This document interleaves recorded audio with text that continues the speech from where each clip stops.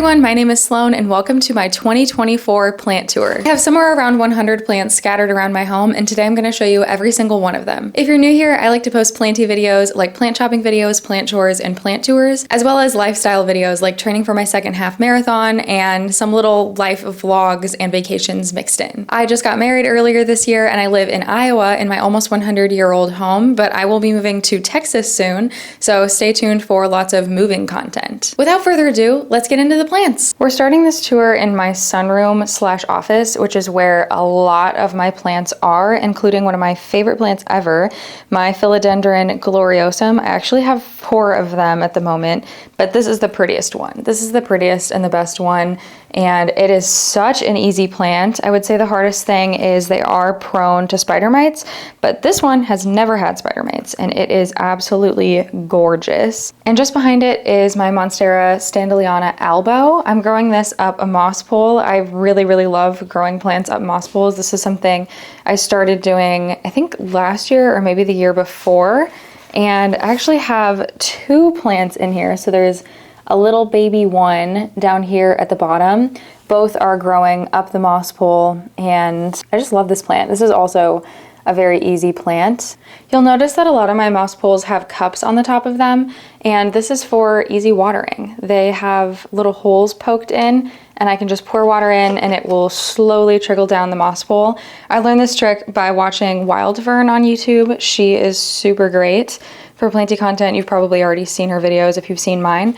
And yeah, it works super well. Right next to it is my philodendron oxapapense, which is growing like crazy off the moss pole. I was keeping up with my plants super well and like really keeping them on the moss pole. But then when I found out that I'm going to be moving to Texas, there's no point in like continuing putting moss in here because this is a plant that I'm going to take a cutting of in order to travel with it. And so it's just kind of growing like crazy for now and will until I end up chopping and propping it. This is a plant that matures really prettily. This is kind of a more mature leaf, if you can believe it or not, in comparison to the leaves all the way down here. They're just a bit more elongated. They don't have anything at the top, whereas they get these like lobes, is that the right word? I don't know, like almost like Mickey Mouse ears as they mature. And one of the big reasons that people, including myself, grow their plants on moss poles is to get them to mature. So this is one that in my new house in Texas, I definitely want to try to grow even longer and really work on maturing it. Over here is my philodendron Florida Ghost, which is actively working on a new leaf. And this is such a cool plant because they get these super minty leaves, and I think technically over time they are supposed to fade to a green, but a lot of these have stayed really minty, and I just think it's a really unique color of plant. Next to it I have my monstera lechleriana, which there's a ton of plants in here, and this is one that should fenestrate as it matures, and so I've been working on getting it to mature. So far, no fenestrations, but I think the color of it is rather beautiful, and I love having so many in the pot. It just looks very luscious, so I'm excited to keep growing this one as well. And to the left, I have this aglaonema chocolate, which has very pretty variegation, and you'll have to excuse the lighting is not the best today. It would have been awesome to do this on a sunny day, but we're dealing with what we can. It's like a little bit overcast, so hopefully you can see these plants well enough and see just how beautiful this veining is. It's such a pretty plant. One of my favorite plants is this absolutely insane syngonium albo. It is growing like crazy out of this pot, and if I had it actually growing up, look how long this is. It would be growing like crazy up the wall and be very tall, but since I'm moving, I didn't attach it to the wall. Otherwise, I think I probably would have, and that would have been really fun. Maybe in the new house I'll do that. But this is a plant that I got from someone on Facebook Marketplace or like a plant group, and we met in the parking lot of a grocery store, and this would have been like in 2021. And it just has grown like crazy. Like, it was a really small plant. So I'm glad. I don't love meeting people online and like in a parking lot to buy plants from them. It's not my ideal plant shopping location, but I'm so happy I did in this case. Like, this plant just has the best variegation and has gotten absolutely massive. I have it growing up a little trellis back there, connected via some butterfly clips, as you can see, and yeah, absolutely no complaints. It's never had a pest, just gorgeous. Just to the left of it is this syngonium confetti. Oop, the albo's trying to get in the video. This is a fine syngonium. There is nothing wrong with it. It's not one of my favorites, but it's doing fine. Yeah, totally fine plant. And here is my rhaphidophora decursiva, which I think just has the shiniest leaves.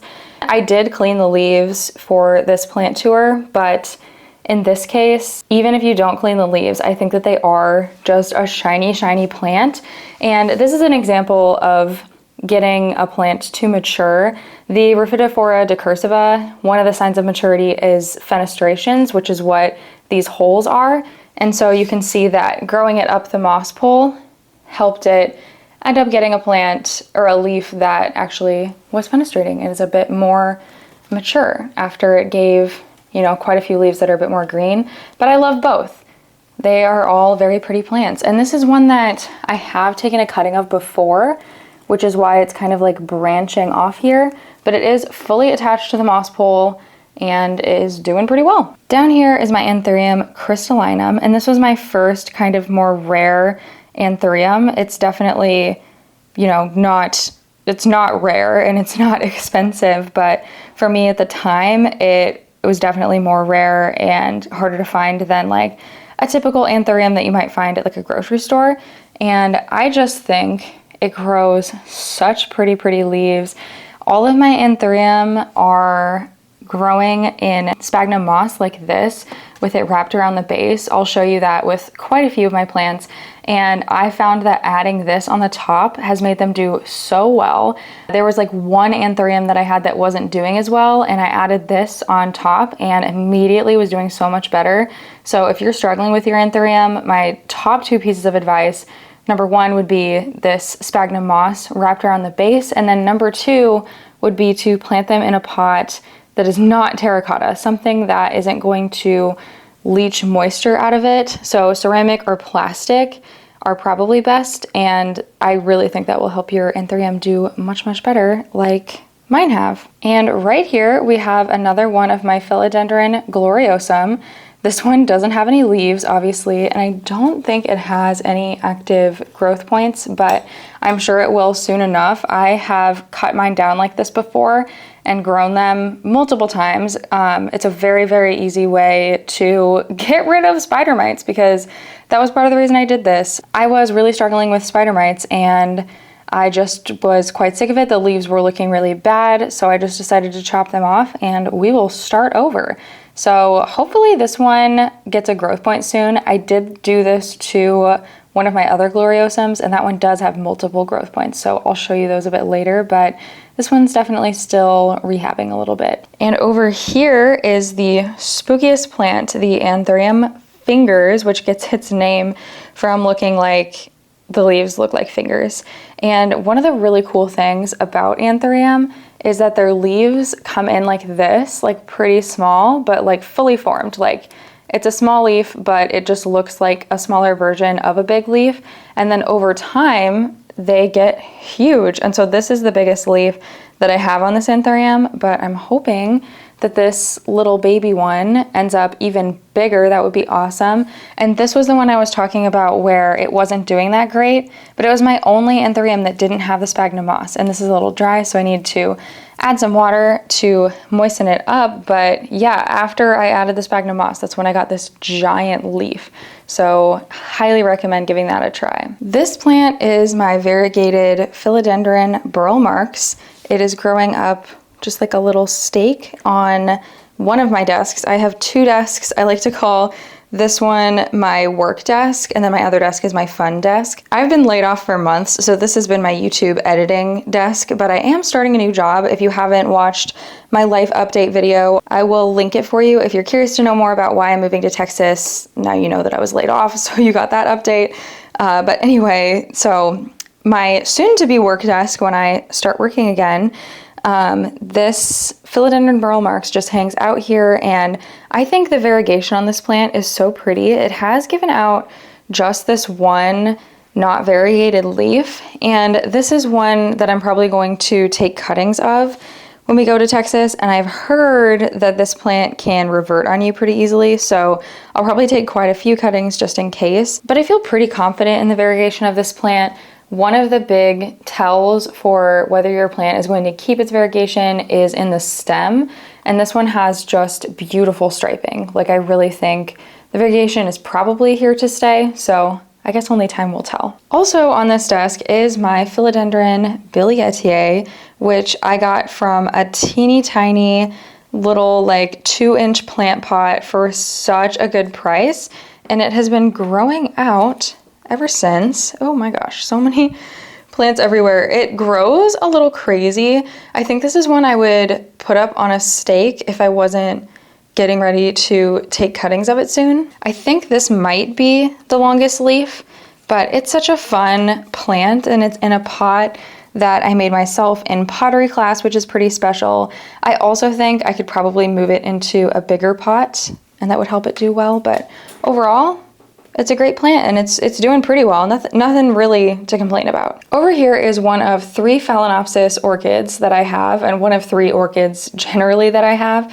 And this one was one that my husband got me right after our wedding because orchids were in our wedding flower, and I was talking about how much I loved the flowers from our wedding. And so this was one that he saw at the grocery store that reminded him the most of our wedding flowers. It's not flowering right now, but this one is so special to me just because it's one that my husband picked out for me, and it has it's like little mini phalaenopsis blooms, and it's so pretty. And I found that orchids are really pretty easy. You can tell they're happy when their roots are green like this.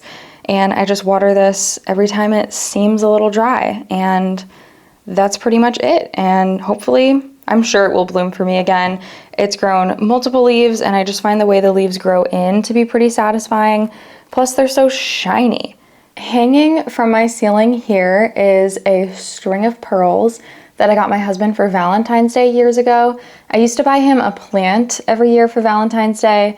Since then, I got really into plants myself, and then I felt like I couldn't keep doing that because it was like I was buying myself a present for Valentine's Day. But as you can see, it is quite long over the years. It has grown so much and has just been a super fantastic plant to grow, and very, very easy. It's just sitting between some north windows and some east windows, and the top of it, it's always the top is really difficult to keep green, but I recently kind of zhuzhed it up, got rid of some of the dead little strands, and I just love it. Such a great plant. I have a couple more anthurium here. In the back is my anthurium silver blush, and this is one of my favorite plants. It looks like, am I getting a new leaf? No new leaves, I don't think. And I'm not quite sure which of these was the newest leaf, maybe this one. But if you want to get into anthurium, a safe bet is to get ones that have thicker leaves. And this one definitely has very thick leaves. And like I said, with the other anthurium, adding the sphagnum moss in there has helped it grow so much. And this one was actually flowering for me recently. And if we were not moving across the country, I was planning on harvesting the pollen. And then if I get another flowering anthurium that is compatible with this anthurium, or if this one had flowered again, I can actually use that pollen to add to the flower, and then eventually you can get anthurium berries and grow your own anthurium. So I would love to do that someday. That will be something that will have to happen in the future when I can, keep track of the pollen. They recommend you freeze it, and obviously if I have frozen pollen, I don't know how I would get that across the country. So I didn't save any of it, but hopefully it blooms again in the future so I can try that later. In front of it is my anthurium veitchii, and I believe this is the newest leaf, which is quite pretty. It is growing a little bit crazy. Like, this leaf is upside down. This one is kind of like sideways. This one's sideways. And actually, I think is this the newest leaf? I don't maybe both of those are new. And I think I have a couple, yeah, I have 2 different plants in here.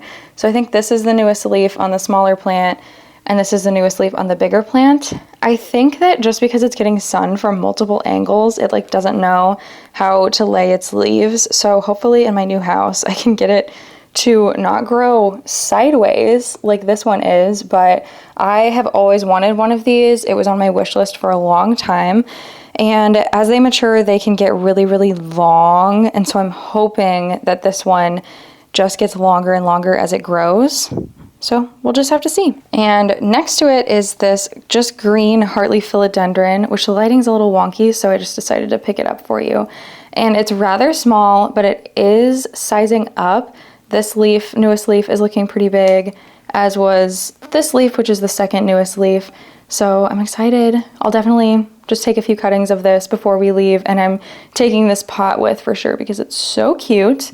And eventually I'd love to have like a big basket of this, so I'll just take a lot of cuttings and we'll keep on growing. Next, let's take a look in this little cabinet up here. I kind of closed some of the blinds and opened up other ones, so hopefully the lighting will be okay. It looks fine. This is my monstera subpinnata that I got on a free table at Tedler Garden Center, and I grew it in water for way too long, but once I finally got it into dirt, it has just been growing like a weed. Honestly, I don't think any of my plants have ever grown this quickly.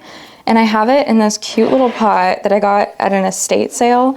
Like, how fun is this? And it's just adorable. Next to it is one of my other orchids, and this one is working on a new little leaf. And this was my first orchid ever. It's another mini Phalaenopsis orchid. This one I got from a grocery store, and I got it around, I think, Halloween last year, and the leaves are polka dotted, which is super fun. Hopefully it will bloom for me again soon. As you can see, the roots in this are not green, so I need to water this. They're like looking a little gray. It's also growing out of the bottom, so I've been looking around for a bigger orchid pot. So we'll see if I end up finding one, but this one I definitely want to repot, also because all the roots are like flinging out of it. Just behind it is my African violet. This is another plant pot that I really love. I think it's such a fun take on the typical African violet pot. African violets really only like to be bottom watered, and so they usually have a pot like this, and then you would put water down there on the inside, which it does look like I should water this. And usually they're not like a terracotta and ceramic mix, but I just think that's such a fun mix. Plus, like, the shape is really cute. As you can see, some of the flowers have passed away, but I do have some fresh flowers as well. The leaves aren't very clean. I did clean a lot of my plants before I filmed this video, but not this one, so this one's real life, so excuse that fact, but this plant is actually very lightly variegated. You can kind of see some of the little patches of white in there, and I just think that is so fun. Like, especially on this leaf as well as a little bit on this leaf. My grandma has a lot of African violets, so they really remind me of her, and that's what makes this plant, among other things, super special to me. Next to my cabinet is my painted lady philodendron. Please ignore the Birkenstocks on the ground over there.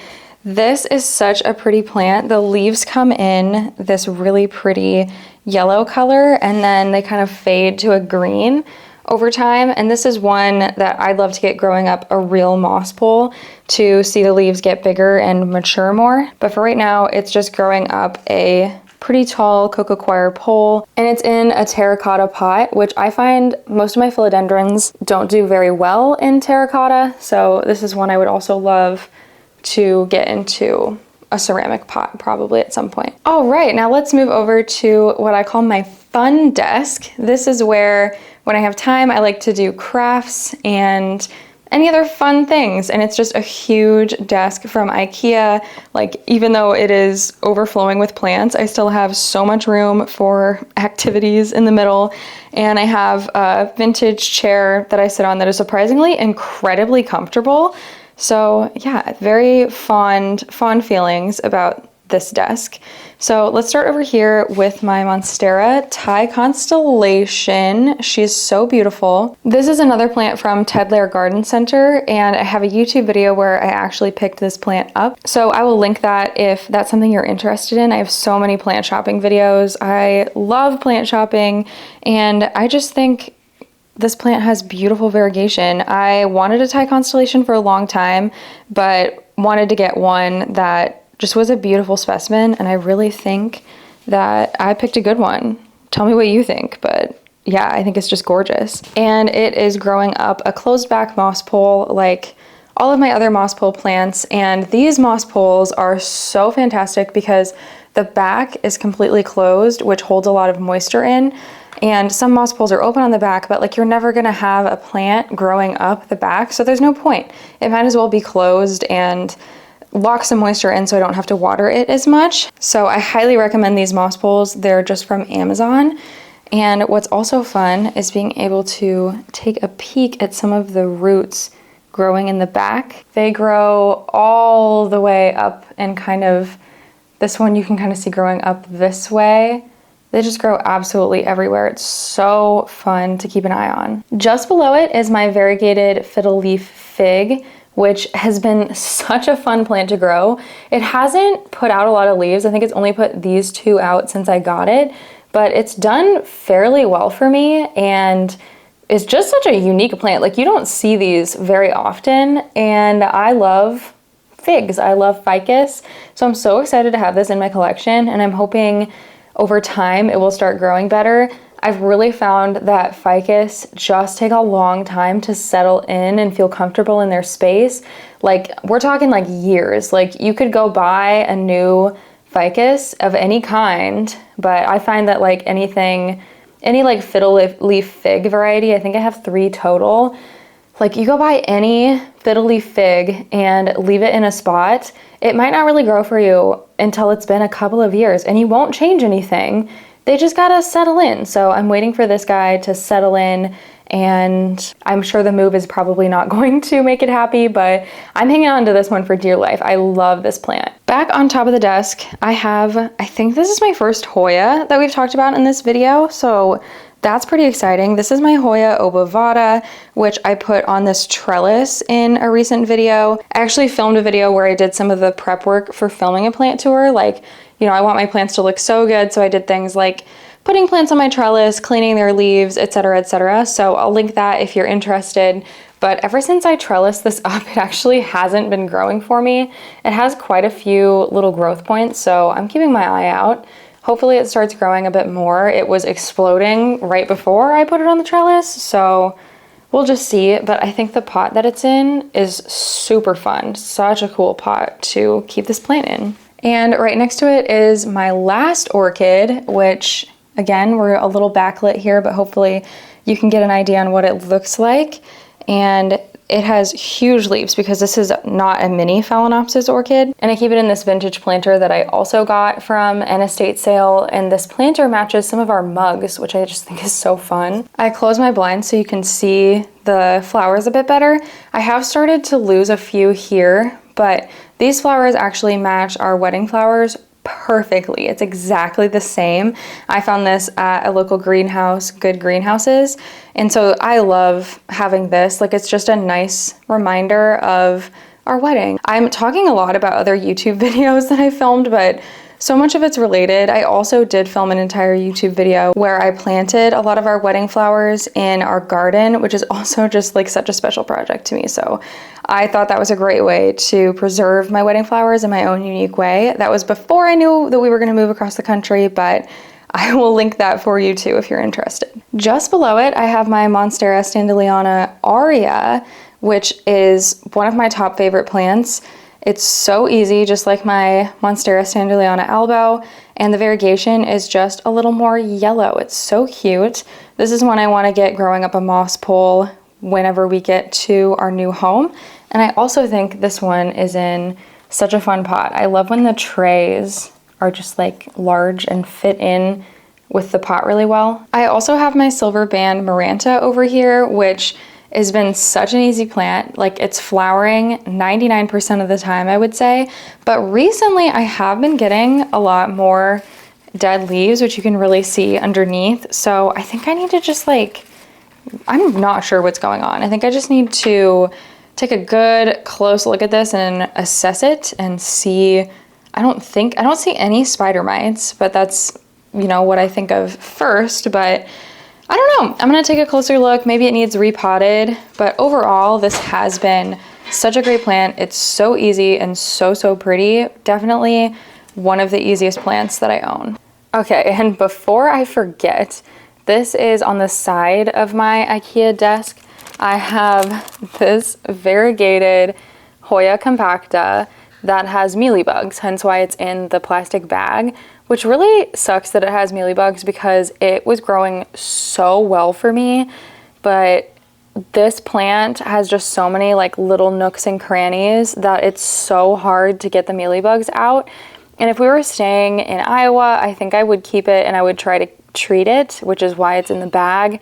But I just think it's gonna go in the garbage. I'm not gonna try to move with a mealybug infested plant. So I guess say goodbye. Maybe I'll take it out of the bag and show you. Here's what she's looking like. I would love to get another one of these, but yeah, I think this one is just gonna go in the garbage. Back on top of the desk, I have my philodendron white princess in this cute little vintage peacock chair that I got from Renovation Jungle, which is one of my favorite plant stores. This little, look at how pretty this plant is. This is one of my favorite plants. I just love the variegation on it. I think it's so gorgeous. I might have it grow up a moss pool soon. I'm not really sure. It's doing very well, just growing up a stake. Looks like it's working on a new leaf there, which is pretty exciting. But yeah, absolutely no complaints with this one. And it's doing really well in this teeny terracotta pot. So can't complain about that. Back here in the corner next to my fun little lamp, I have this ponytail palm that was another Valentine's Day gift for my husband years and years ago when we were in high school, actually. And this has been growing so much for me this summer. I've been watering it a lot more and keeping up with like fertilizing. I've been using liquid dirt as well, which is not a fertilizer. It's like kind of like a plant vitamin, which I'm not 100% on what the difference is, but I've been using that a lot, and this ponytail palm seems to really enjoy it. It's kind of hard to show you because I just have so many plants in this corner, because this is, there's an east window there and then a south window on this side, so I try to shove as many plants over here as I can to get a ton of sunlight. But yeah, I am going to keep this ponytail palm for the rest of my life as like an heirloom plant. My mom has a super old one, so I'm excited to just grow this and grow this and grow this forever. And in front of it is one of my jade plants. These are kind of heirloom plants as well, although the cuttings, I think these were from cuttings that I took, but the plant itself is something that has passed down through my husband's family, which is why I have so many of them, because they are pretty special. And yeah, I just grow them in this south window and they do super well. Very easy plant, and so shiny. Next to it, which is very hard to see with all the ponytail palm leaves, but I do have, this is actually another variety of jade, and it is called, I think, Golem's Ear or something like that.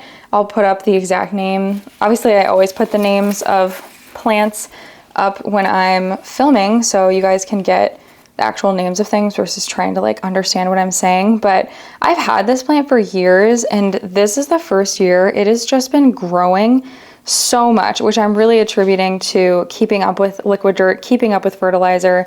But there are technically like, I think 3 plants in here, and they're just growing like crazy. So these are also plants I would love to keep forever and ever if I can keep them alive. Just in front of it is one of my 3 Christmas cacti. This one was one that was just in the house when we bought it, that the previous owners left for us, which I think was so special. And it flowers every winter and then also every spring, which is kind of random, but I've heard that that's pretty normal for these. Next to it is a variegated bear paw succulent.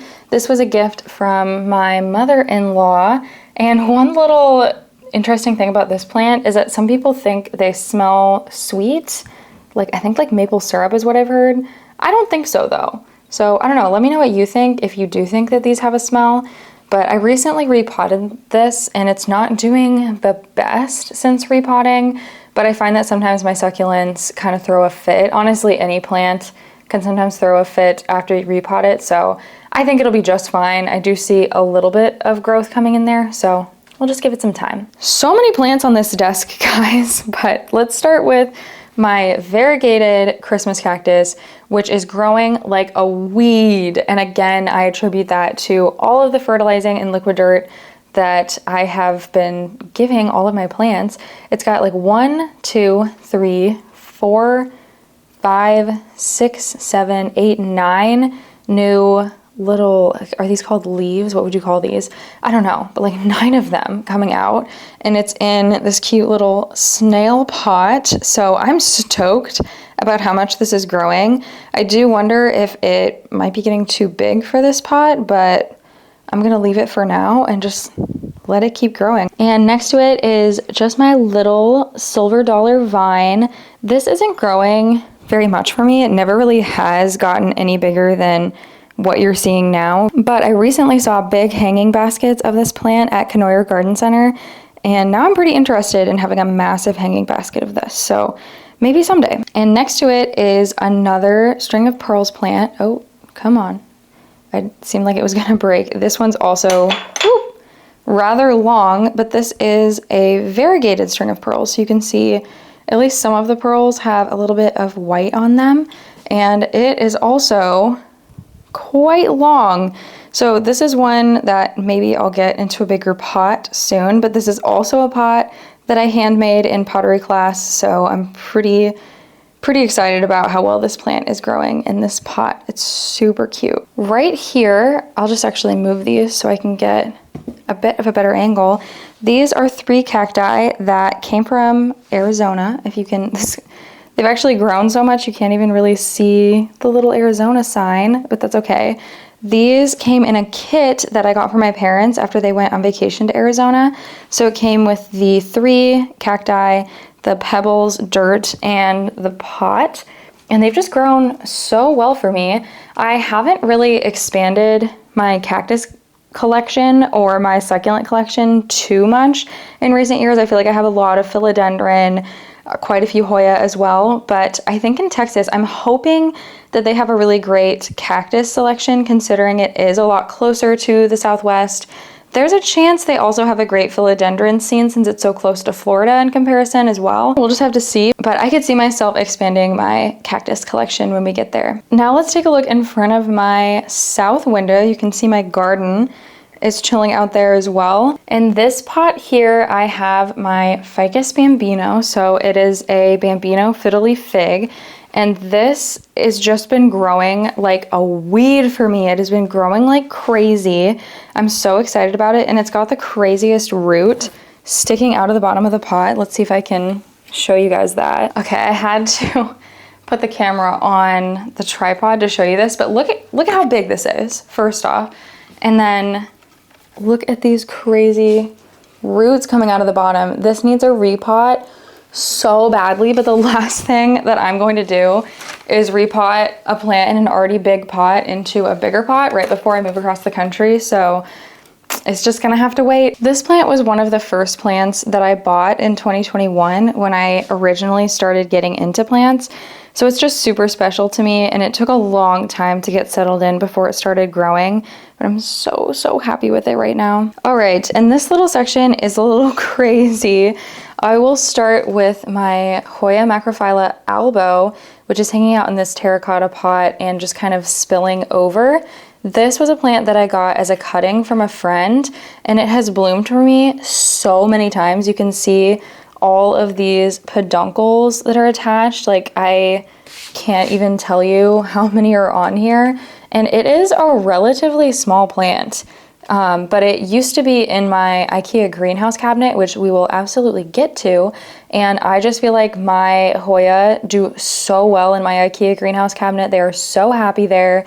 It actually hasn't bloomed for me since I took it out of the greenhouse cabinet, but it was also outgrowing the greenhouse cabinet, so it needed to be moved. I am hoping that I can get this to grow more leaves instead of just peduncles in the future, because I would love for it to be a big Hoya instead of a small Hoya with a million peduncles at some point, so we'll see. Next to it is my big boy jade plant. This is the same jade plant as I kind of showed earlier, but this is my mother plant. It came from like another mother plant, and I love this pot because it has the scalloped detail, and so does the plate that I have underneath it, and I just think it looks so cute.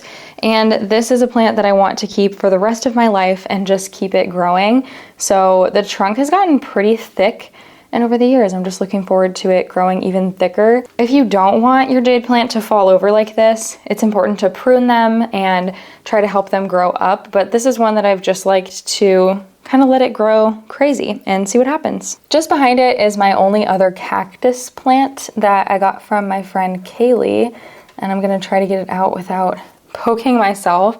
I don't know what kind of cactus this is, but it's special to me because it was a gift from a friend, and it hasn't really grown for me, but it's still alive and it's still looking cute. Then I just have 2 more jade plants. This one that is just in an old like candle container that I probably will prune this one and kind of play around with it. And then quite a few in here and another little planter as well. Next to it, I have my avocado tree, which is currently a 2-leaf wonder. This plant is kind of hard to take care of.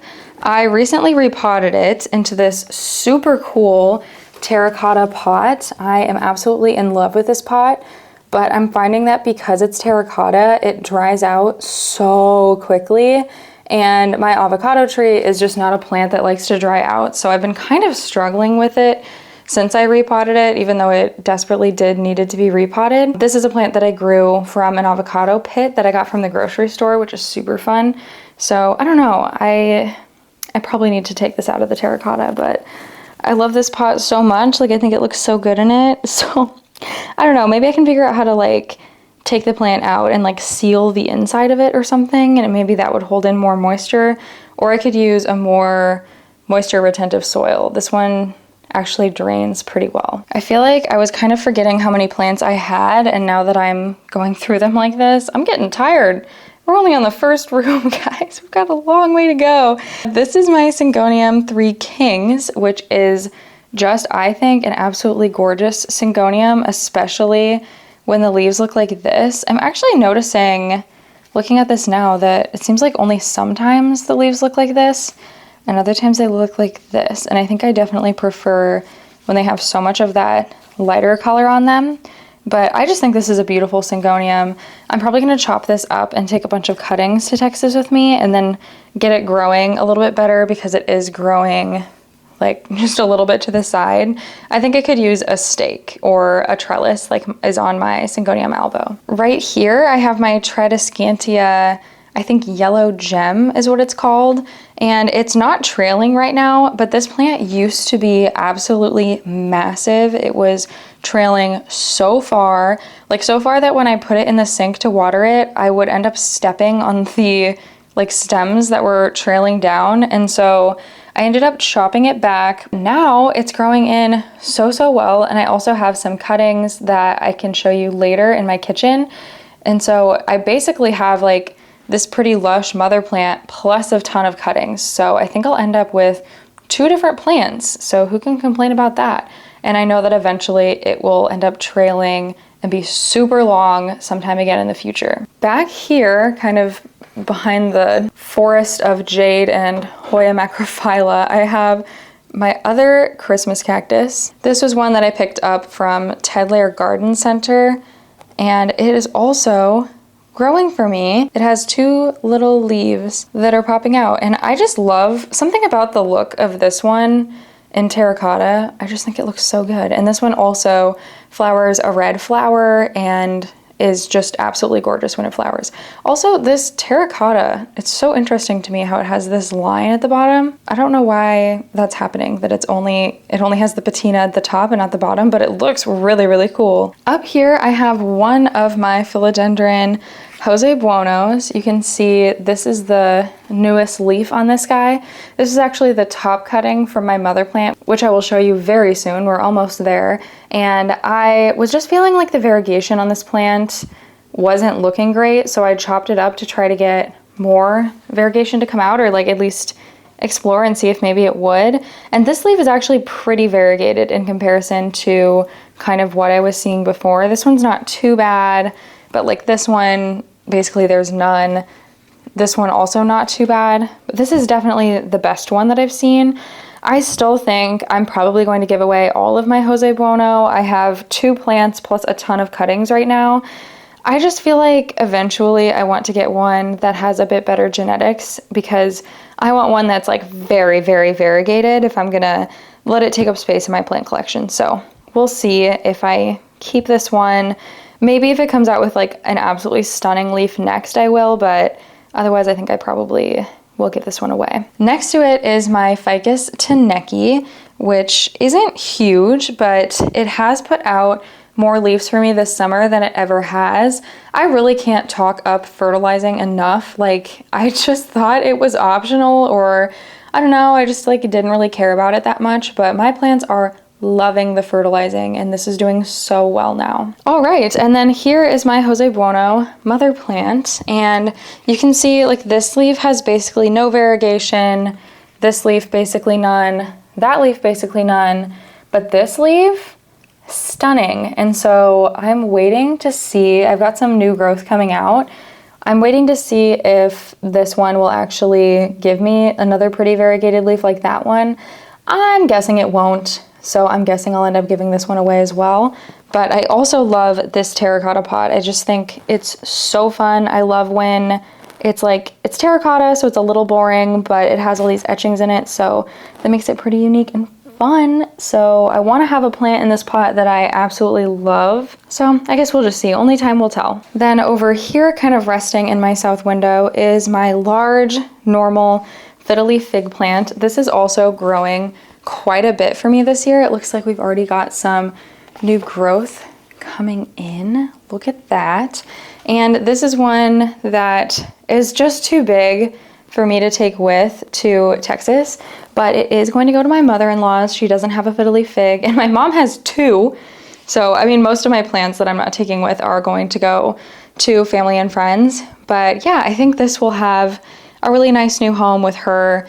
But for now, it's still growing with me and just looking stunning. On top of my arcade up here, I have 2 plants. The first one is this goldfish plant, which I bought for myself in 2020. Just shortly before the world shut down, and it has grown so much over the years. You can see it's really trailing and just looks so pretty up there. Goldfish plants are one of my favorite plants for a couple of reasons. One being they are just super easy and I think are very pretty and add like a deep color to your collection. It's kind of very similar to the color that I painted the walls in here actually, which is my favorite color. And they also have these cutie little flowers that look like goldfish crackers. And unfortunately, I haven't been able to get this to bloom for me since 2020, which I think is largely because it doesn't get a ton of sun being up there. It doesn't get any direct sun whatsoever. So eventually I would love to get it a bit more sun, maybe give it a grow light, but it's so big, it's just kind of hard to figure out where is the best place for it to go. And it's quite pretty up here. So even though it hasn't bloomed, it looks gorgeous up there and it's growing really well. Hopefully in the future I can get it to bloom though. Then on this side, I have my Hoya publicalis Splash, which is doing super well. It's like probably the easiest Hoya that there is, and it's never bloomed for me or anything, but it just kind of chills here and grows a little, not too much. And yeah, that's all I can ask for, I guess. And now we only have 3 plants left in my sunroom. So let's talk about these last 3. The first one is this philodendron subhastatum. Supposedly, this is what it was sold to me as, and I think it's so beautiful. I actually took the top cutting off of this recently, and I think I'm definitely going to be keeping at least the top cutting or like another cutting on top of that and taking it with me to Texas, because the way that this has like a ribbed texture on it, I just think is such a cool looking plant. But the reason that I say like supposedly it's a philodendron subhistatum is because they are known for having red backs, and this doesn't have a red back at all. But I will say that I have another one upstairs in my IKEA greenhouse cabinet that I'll show you later that has lost its red backs. Like you can see that it had them, and then as it's grown, now it doesn't have them anymore. So I cannot figure this out. It is such a mystery to me. I've asked lots of planty friends about it, and they think that this just isn't a philodendron subhistatum, but my one upstairs also lost the red backs. So I don't know if it's like a sunlight thing. I don't know, but anyway, I'm definitely going to take it regardless because I just think it's really cool. I love a green plant, like a plain green plant. You gotta have a lot of those in a plant collection.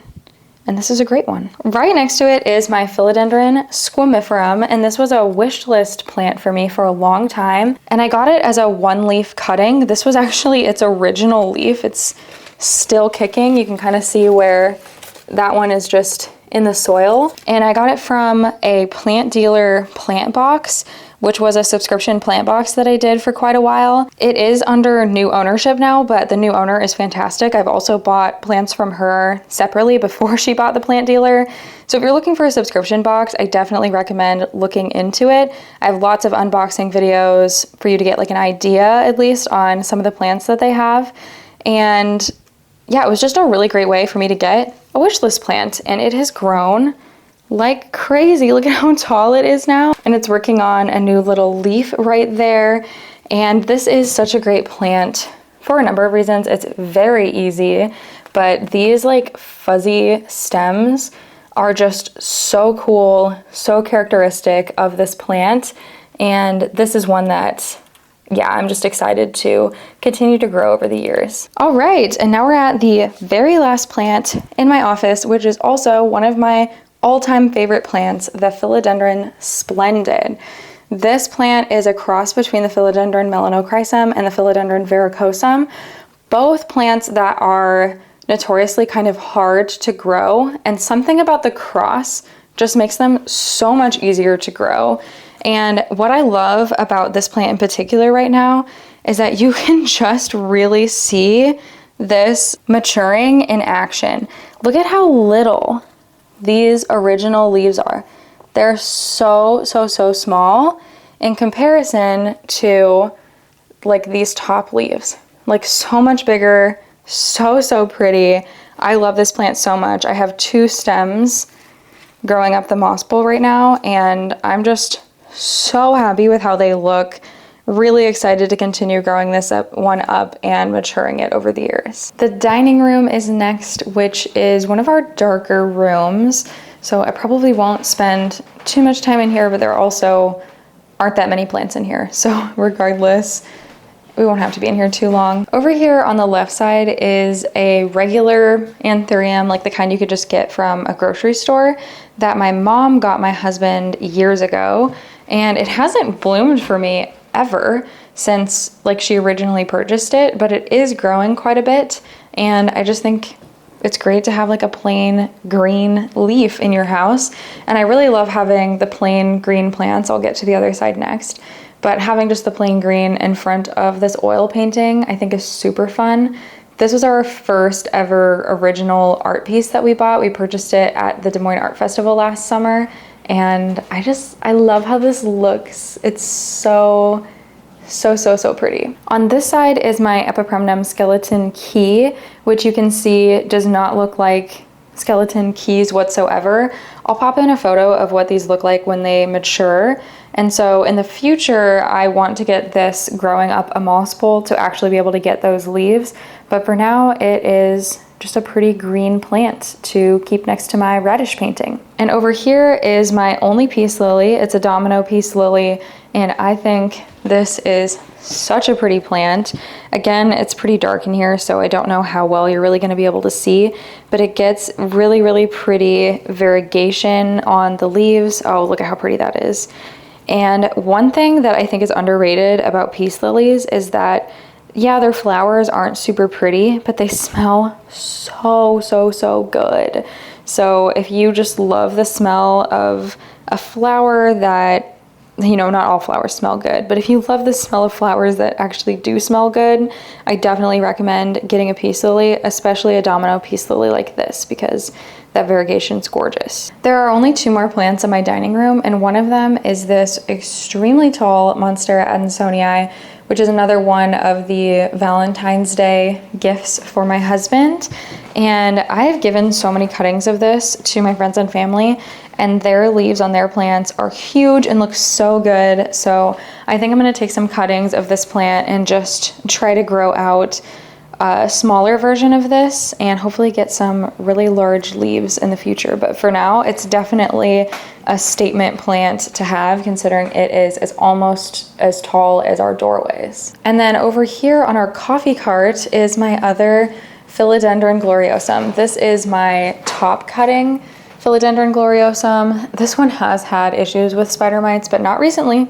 It's been doing really well. Something that has really helped me is switching up the treatment that I use. Spider mites in particular can really get accustomed to certain sprays and just learn, like almost become like mutant spider mites where that spray no longer works anymore. So I switched it up and I started using a different spray, and that seems to have really helped the spider mite issue. But yeah, gloriosums grow along the dirt, right along the top, like you can see here. So I like to use a big long pot like this to give it lots of room to grow.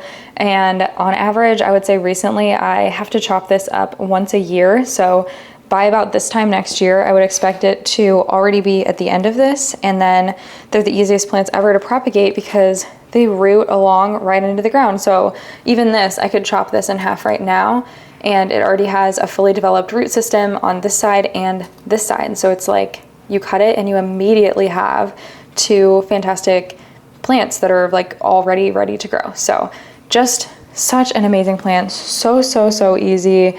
Barely have to water it. They don't need that much light because in the wild they grow along the forest floor. So highly recommend giving this one a try if you've never grown one before. Moving on to the living room, which is one of the darker rooms in the house, so we'll see what we can do regarding lighting. On this little vintage table, I have my rattlesnake calathea, which is also one of the first plants that I got in 2021 when I started getting into houseplants, and it has been super easy for me to grow. I think it looks really fun in this plant pot, and just overall no complaints. And in our living room, we have 2 larger sets of bookshelves, and I have a plant on either side. So on this one, trailing down, I have a pothos enjoy, which I think just looks gorgeous trailing down from here and is doing pretty well. These don't get a ton of light, so I do like to switch them out with other pothos pretty regularly, because otherwise if I leave a plant in this position for too long, they just don't do very well. Like this never gets direct light, barely gets any indirect light, and so yeah, it's good not to leave it there for too long, but I just love this look of it cascading down the bookshelf. On the other side, I kind of have a similar look, but a much smaller plant. This is my philodendron cream splash, which is one of my favorite philodendrons. I just think it's absolutely gorgeous. I love the philodendron Brazil as well, which I do have 2 of those, which I'll get to probably immediately after this actually, and you can kind of see the difference. The cream splash definitely has more of a creamy color to it, and I just think is really pretty. And in the new house, I'm hoping to get this trailing and to just be massive. Over here on our fireplace is where I keep my philodendron Brazil. These barely get any light whatsoever. However, I just think they look so pretty here, especially this one that's trailing down onto the brick. And this one on the other side is a little bit smaller, but it still has like just a really pretty swoosh to it. So yeah, I think that these would probably grow better if I did put them in an area with more light, where at least they would grow larger, probably more quickly. They haven't grown quickly for me at all, but I just think that they look so pretty here. So I've kept them here even though it maybe isn't the best thing for the plant, and I think that's totally fine. I don't think you have to keep every plant in your house in the optimal location. It's okay to have some plants in locations that aren't ideal for them, like they haven't died living here and they still look really good. And that's all I really need from them. Down below, I have this Dracaena. This was a gift from a prior coworker, and I haven't really known where to put it. So I just kind of have it sitting in front of the fireplace, and it's actually growing quite a bit, shockingly, even though it doesn't get very much light, which again, I'm attributing that to my fertilizing routine. I just really I can't talk about fertilizing enough, but yeah, it's doing pretty well. On the other side of my couch, I have another vintage little table, and I keep my begonia beefsteak over here, which is such a fun begonia. I think this is my only begonia at the moment, and believe it or not, I grew this entire large plant from one singular leaf in just a couple of years. It has grown so much and is so easy. I think this is a really fun plant because they have these really red backs. So I guess not on every leaf. I think they might just come in like that. I'm not really sure why it's not every leaf, but I just think the red backs are really, really cool. The shape of the leaf is really cool, and they're very thick. I feel like not every begonia is super thick, but this is definitely a variety that is. We also have two smaller bookshelves framing kind of the other side of the house. And on this bookshelf is where I keep my little moss ball, and just keeping it real, this definitely needs to be cleaned out, but this is a really fun plant. It's my only water plant. It just stays in the water, and eventually as it grows, it could likely split, and then I could have multiple. I've had this for a few years and it's never split for me, but it has gotten a bit bigger. So we'll just see over the years. Maybe I'll have a ton of moss balls at some point, but for now, it just kind of chills over here on this shelf. On the other side is where I keep my 2024 plant of the year, the Dracaena Janet Craig. And if you don't know what I'm talking about, I found out that there was a 2024 plant of the year and set off to find it, filmed a whole video. It was super fun, and it turns out this was the plant of the year. And I had so much fun filming that video that I'm like kind of emotionally attached to this plant actually. Plus it just looks so cool in this pot and styled on this shelf. I absolutely love it. And the very, very last plant I have in my living room is this Caladium lindenii that I put these cute little eyeball magnets on. This plant is so easy. It barely needs any light. When it needs watered, it will flop down, and so it's so easy to tell when it needs attention. I highly recommend it, and I also think it's a really nice centerpiece in my living room. It's super unique. I get lots of comments on it when people come over, and I keep it in this pot that is almost like a granite finish that I got from my grandma that was made in Italy. It definitely needs repotting. The roots are really coming out of the bottom of it. So I don't know what plant I'll put it in this pot next, but for now it's doing well enough and looks great. Next, we're in my bathroom, and right now I have 3 different plants in here. The bathroom is a fantastic place to keep plants because it's really humid, and plants love humidity for the most part. Succulents and cacti, not so much. I love to keep plants in here, plus there is a south window, so they do get a fair amount of light. The only con is that they get dusty so quickly, so this plant has to get cleaned a lot. This is my Calathea orbifolia that I keep in here, just kind of hanging out on my bathroom counter, and it hasn't really grown a lot. So I don't know, I actually might play around with moving this out of here and moving something else in here instead. But overall, it's been a fine plant. It does have some crisping happening, which can happen, especially with this kind of plant, due to minerals in your water. So this could be one that could be a good idea to try watering with distilled water instead. This also could just be that I like missed a watering a few too many times or things like that. But overall, it doesn't look too bad, and you can always cut off the edge if the crispy edge bothers you. Then I keep both of my other plants on these shelves, which are above my toilet. Up top is my Marble Queen pothos, which is growing like crazy. It's doing really well, pretty large, and I'm excited for this to eventually just keep trailing down and be even prettier. And then just below it is my Manjula pothos, which is also looking really good. This is one that I find needs watered pretty frequently, but it droops obviously when it does need watered. And we love a plant that talks to us and tell us what it needs. Next, I'd love to show you some of my plants in my bedroom, starting with this huge monstera deliciosa that I got from Home Depot a few years ago. I think this is definitely the newest leaf, which is pretty large. I bought this plant when it was already decently large, but it's continued growing for me since then. And if you want a big plant, I feel like this is one that you can keep in lower light, and it's not going to grow very quickly, but it will grow kind of slowly, and it's not going to look bad. So if you have a low light area in your home that you want to look very green, I think this is a great plant to just buy a larger version of, especially because they're not too expensive.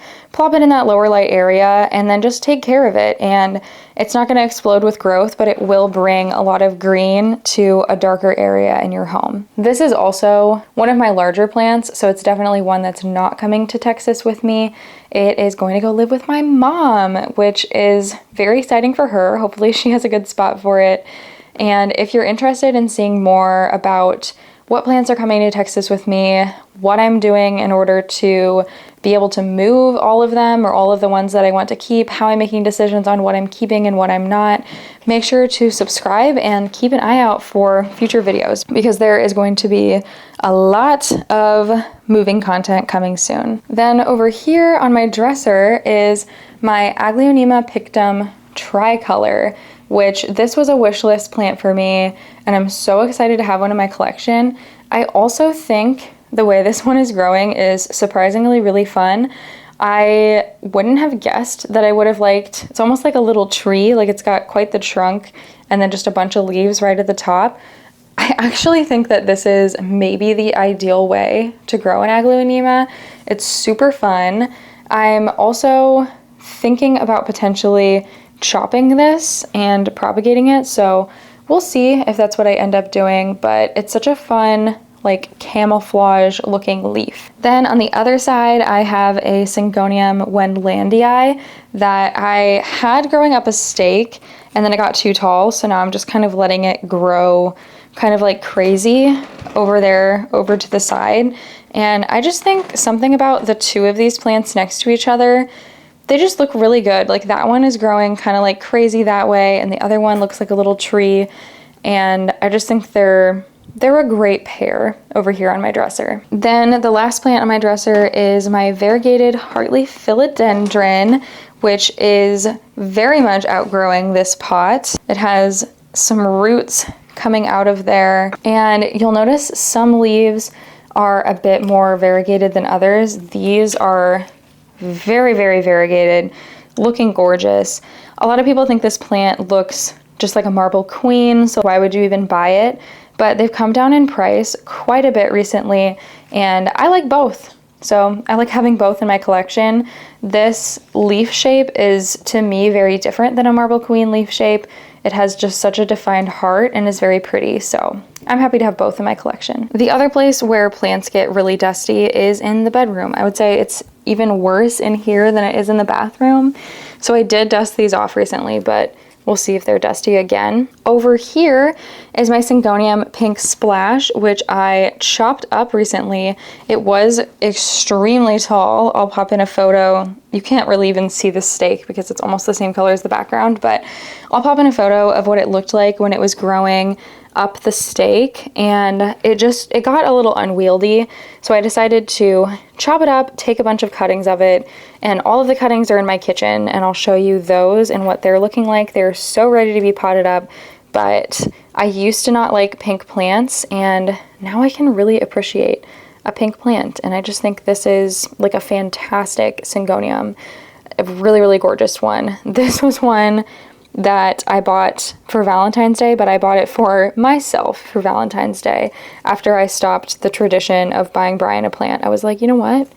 I might as well buy myself a plant, which Brian would definitely buy me a plant, but this was fun to go pick it out myself, and it was just really special, so I have good memories with this one. Next to it is my philodendron Summer Glory, which reminds me, I can't remember, I think this is like a cross between something. I'll put it up on the screen, if I am able to research and figure out what it is, but it reminds me a lot of a philodendron gloriosum, but instead of growing trailing along the ground, it's a mounding philodendron. So this one's looking a little crazy, but they just kind of grow like up in a mound, basically the same growth pattern as a philodendron Birkin, if you've ever had one of those. This has not been growing very quickly for me. I'm hoping in the new house I can get this to grow much, much bigger, because I have seen these in plant stores just looking massive, and I would love to see this one looking big. Then down below on this little step, I have my philodendron White Knight. Ooh, what is this one called? I feel like it's like Dark Night or something. I don't know. I will put it on the screen if I figure it out. But this is my mother plant, and you can see these leaves are not looking great at all, but I do have a little growth point coming in right here, and I have a ton of cuttings. This was one that I just wasn't loving the variegation on it, so I chopped it up into a bunch of tiny pieces, and those are all in the kitchen, so I'll show you them when we get to that room. And I also wanted to just like let the mother plant grow and kind of see what the newest leaf looks like, but it hasn't put out a new leaf in a long time, so we'll see if that ever happens and what the variegation looks like. And the last two plants in my bedroom are kept on this shelf, which is where I tend to keep my camera bag and my purse. Right now it's just my camera bag, but it's very handy to have just little hooks in your bedroom, by the way, to hang clothes and things like that. And I have two pothos. So this one is a global green pothos that I have in this cutie little face pot. So it kind of looks like it has hair growing down either side.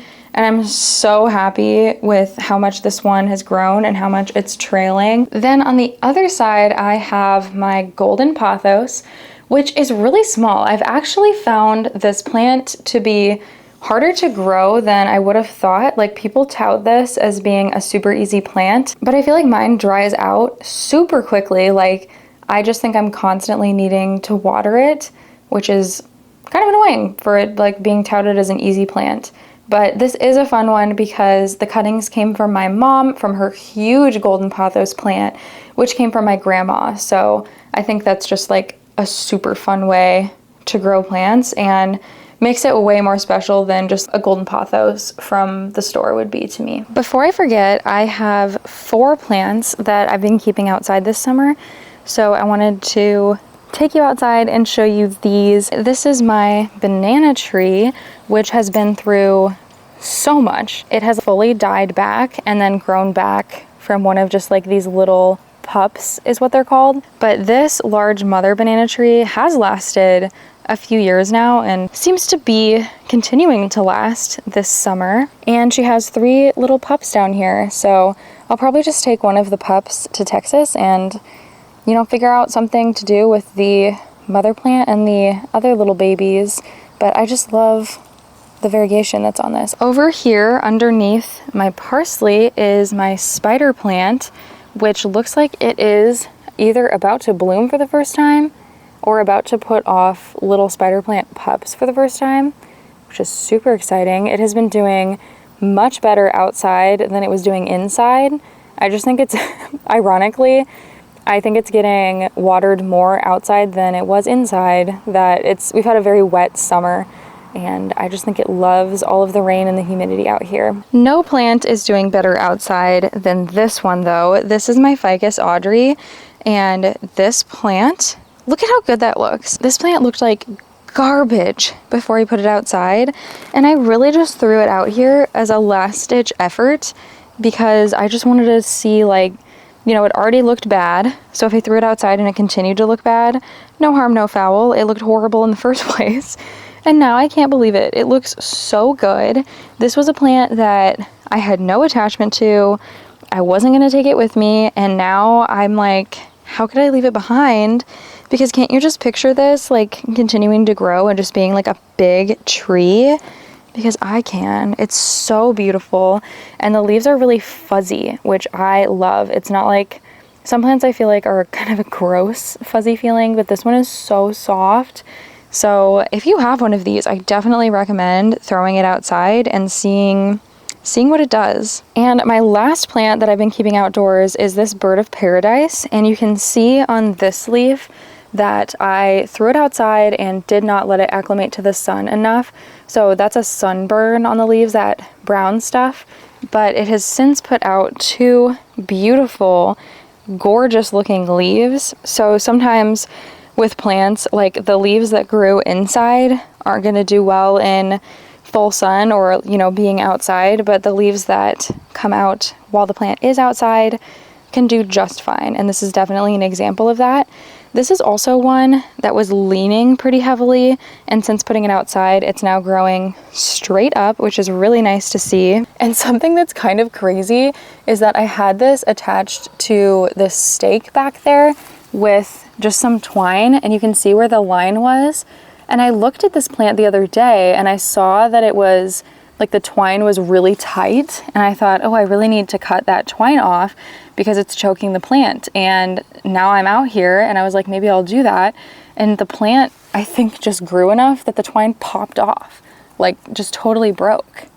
How wild is that? Like, there's a chance, you know, an animal came and chewed it off or something, but I think it was just from the plant growing, which is pretty cool actually. So here we are in the kitchen, and I have this windowsill that just sits above the sink, and this is where I keep all of my cuttings as well as one plant. I will start out by just showing you the only actual plant, which is this Pilea peperomioides that desperately needs repotted. This was a gift from my mom from her Pilea peperomioides mother plant, and now I have like my very own little babies growing in here. It's nicknamed the friendship plant because it gets all of these little pups that make it so easy to share with other people, and I'm excited that mine's big enough to have its own little pups now. Next to it, I have these cuttings that I mentioned earlier. These are my Tradescantia yellow gem cuttings.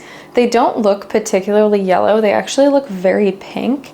And I think that's just because they haven't been getting any nutrients. They look a little faded, and I think it's because they haven't been getting any nutrients. They've just been in water, but the roots are insane. Those are all roots. I really need to get these in some soil. These are cuttings from my philodendron red night. That's not it. I don't know. I will again put it in the video what it is, but these were ones that I was just trying to see if the variegation would improve after chopping up, and I do feel like this is pretty decent variegation, so there's a chance maybe I keep that one.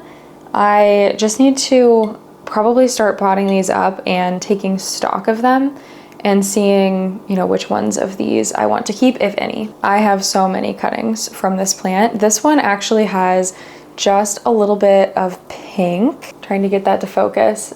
Oop, I'm gonna spill my water. There you go. You can kind of see just that little spot of pink up there at the top, which is so fun. So like, it doesn't have the best variegation, but I like that little speck of pink. I don't know. I'm really gonna have to think about whether or not I want to keep these. This is the last set of cuttings from that plant. Like I said, there's just so many, and these are actually really fun. You can see the roots are just insane.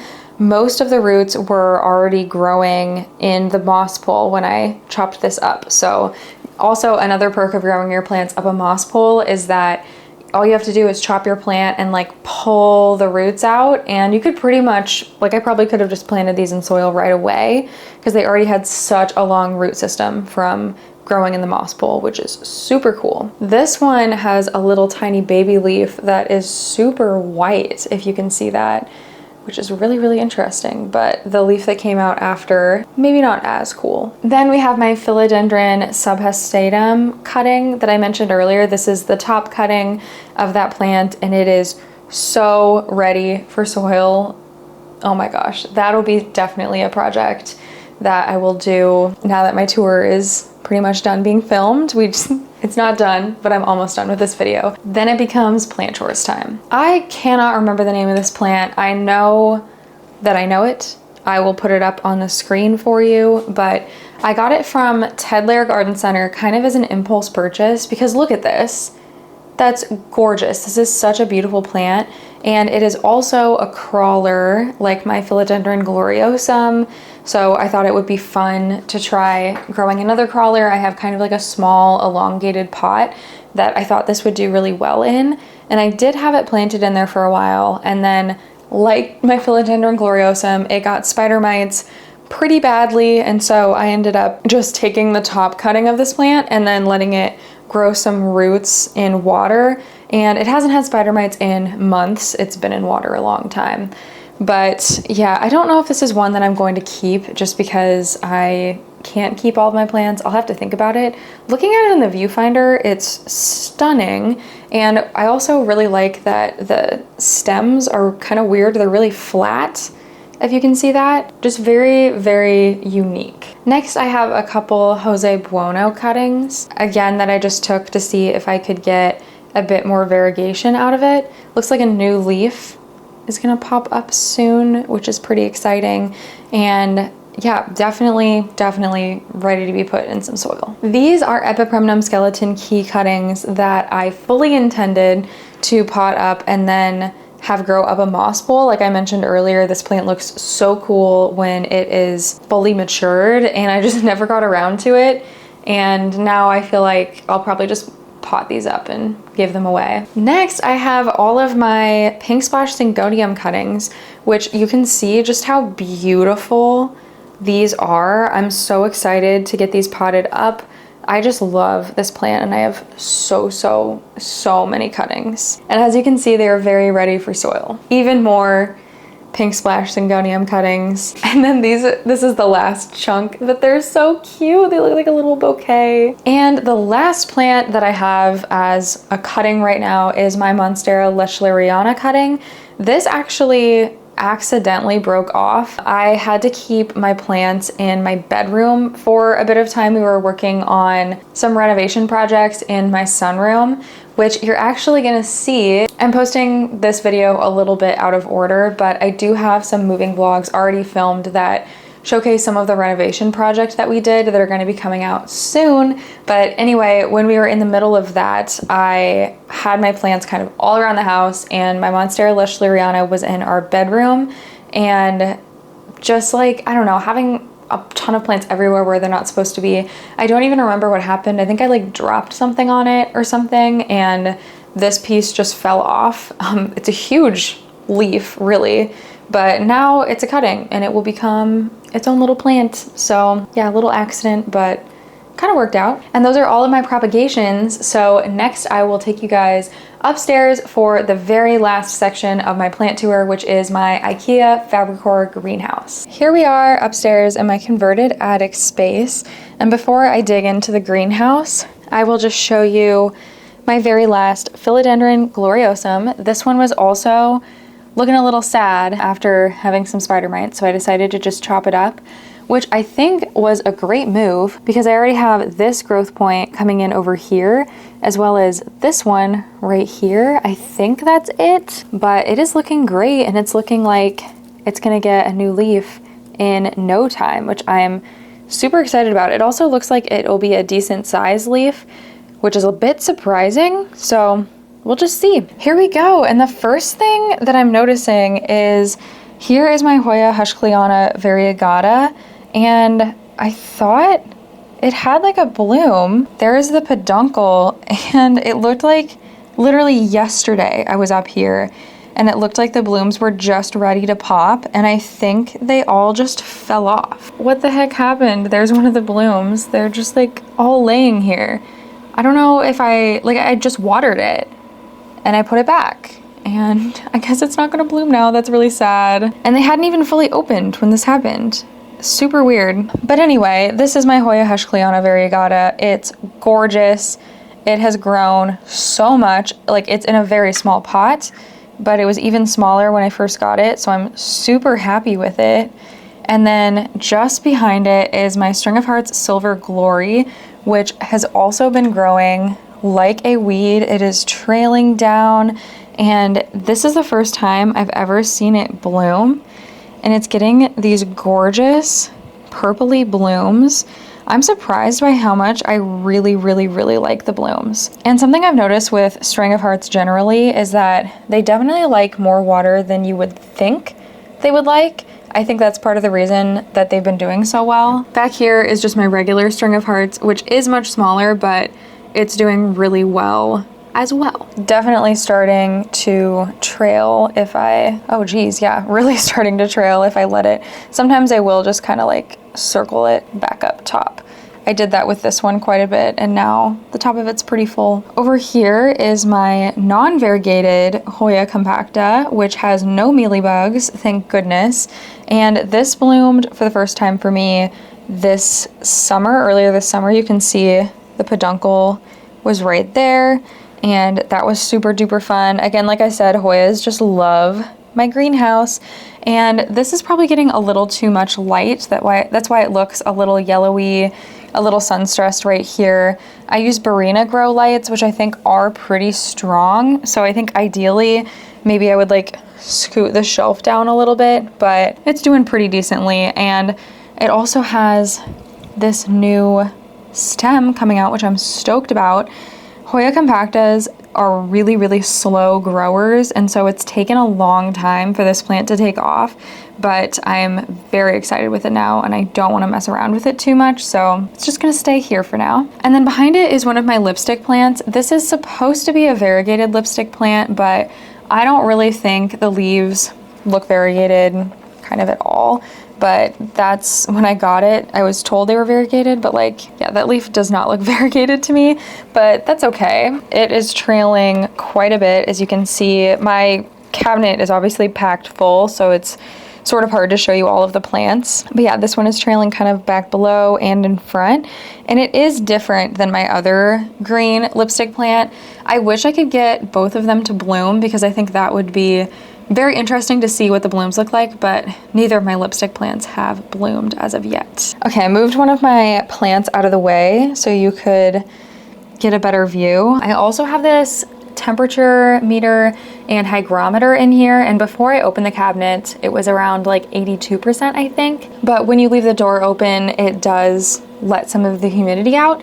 But yeah, I would say it stays anywhere from like 60 to 90% humidity, just depending on how recently I've watered, which I think is plenty humid for these plants. They all seem to do pretty well. For the life of me, I can't remember the exact name of this plant, but it is anthurium. I bought this when I went to the Midwest Tropical Show last year, which unfortunately I can't go to this year because it is my husband's birthday and we're doing birthday things for him. I will link that video if you haven't seen it for you. It's such a fun video. It's like this huge event that last year was actually the first annual. Essentially, Tyler Garden Center has a ton of planty vendors with lots of really hard to find plants like this one available. So this is a type of anthurium. I remember the grower told me that they really prefer growing vertically, and it's actually only put out like 2 leaves in the last year, but this leaf looks fantastic, so I can't complain too much about the growth rate because it's just such a cool plant. I'm excited to keep growing it. It's my only anthurium as well. And in front of it is my Hoya australis lisa, which I used to just keep in my windowsill where all my cuttings were, but I had too many cuttings, and so I wanted to find a new place for it, and it seems to be really enjoying my greenhouse cabinet. Then I have my other lipstick plant, which is trailing so much and looking really good. I just wish I could get it to flower. The leaves on this one are really succulent-like, much thicker than the other lipstick plant. So I wish I knew more about like the varieties that they were, because they're definitely different, but I don't know, until they bloom, it's sometimes hard to tell. Then behind it is my Scindapsus argyrius, which has been loving life in the IKEA greenhouse cabinet. It was not doing well for me until I put it in here. And I also just think the pot that it's in, it's very tall. It's actually like an old pencil holder, but I think it looks so fun. That pot is for sure coming with me. It's just so silly. It reminds me of like a circus or something, like a mime. I don't know why. Back here is my other philodendron subhestatum, or subhestatum, I don't know. So we can talk about the red leaf thing. So as you can see, the original 2 leaves were red, and then everything since the back of the leaf is no longer red. So I don't know if they just lose that over time, but as you can see, like the first 2, like it's very striking. So I don't know, let me know if you know more about that, because I cannot find any information about that online, but I keep it in this cute little Animal Crossing pot, which if you didn't know, I'm a huge Animal Crossing lover. I actually got my start posting on the internet about Animal Crossing in 2020. I was posting on TikTok, and then, you know, shortly after that got into plants and transitioned to mostly posting about plants, but I am a huge Animal Crossing nerd. It is by far my favorite video game. I'm really hoping they come out with a new Animal Crossing game when they come out with the next Nintendo console, and if they do, you can bet that I'm not going to shut up about it. But anyway, I'm very confused by this plant. So I moved one plant out of the way, and I'll put it back, but before I do that, I'll show you my pink princess, which is very much in the dark. It's not getting enough light back there, and it's not doing very well. But I got this at Renovation Jungle, and I just feel like it has some of the best variegation I've seen on a pink princess. It's so pretty. So hopefully I can get it looking a little less sad when we move. You know, honestly, maybe even before we move, I should move it out of the cabinet and like give it some more light, because I think that's the issue. But for today, I'm just gonna put it back where it was. And then next to it is the Sansevieria, which is actually my only Sansevieria. And this was sold to me as a Sansevieria pinguicula, which I will put a picture up on screen of what that looks like. They're so cool, but because this one isn't mature, it's really hard to tell whether it's a pinguicula or a Sansevieria samurai. And I don't know that I will ever know. Like, there's a chance the person I bought it from on Facebook didn't really know either. But in the future, I think I would prefer to buy a pinguicula that is mature, so it's doing that like super cool walking thing. So I don't know that I will keep this long term. I think I'd rather get rid of it and then get like a more mature version versus like taking the risk that there's a chance that this is not even a pinguicula. On the left is my philodendron melanochrysum, which, if you can remember all the way back to the beginning of this plant tour, which feels like a long time ago, I mentioned that the melanochrysum is a very difficult plant, and it really is. Like, I had this growing up a moss bowl, obviously, and then with us moving, I haven't kept up with, you know, the sphagnum moss and like keeping it growing up, and it just like immediately got teeny leaves. And even before that, I was not having an easy time sizing up. Like, this is the biggest leaf on the plant, and even though it is growing up the moss pole, they just get smaller and smaller. So I think this is not a plant I'm going to keep long term, especially not when my Splendid looks so good. And my very last plant to tell you guys about in my entire collection is this Epipremnum pinnatum albo, which has itty bitty little fenestrations. I love this plant so much. I have it growing up a moss pole, but it has grown above, but it's just looking so good. This is probably like the best leaf variegation wise, but I love how different every leaf looks, and I love how this looks growing up a moss pole. I love how it looks when I see it growing out of a huge hanging basket. It's just a really awesome plant. That is it. Those are all of the plants in my plant collection this year in 2024. I don't know how many plants I own, but I will know when I go back through to edit this, so I will put it up here. How many was it? I don't know. And if you made it through this entire video, you might think it's interesting to watch the last plant tour that I did, which was 2.5 years ago. A lot of the plants that were in that video are still around, so it could be interesting to see how my plant collection has changed. I'll make sure to link that in the description box for you down below. And make sure to subscribe for more planty content, as well as to see what I'm going to do with all of these plants and how the heck I'm going to get them all the way to Texas. Thank you so much for watching this video, and I'll see you in the next one. Bye!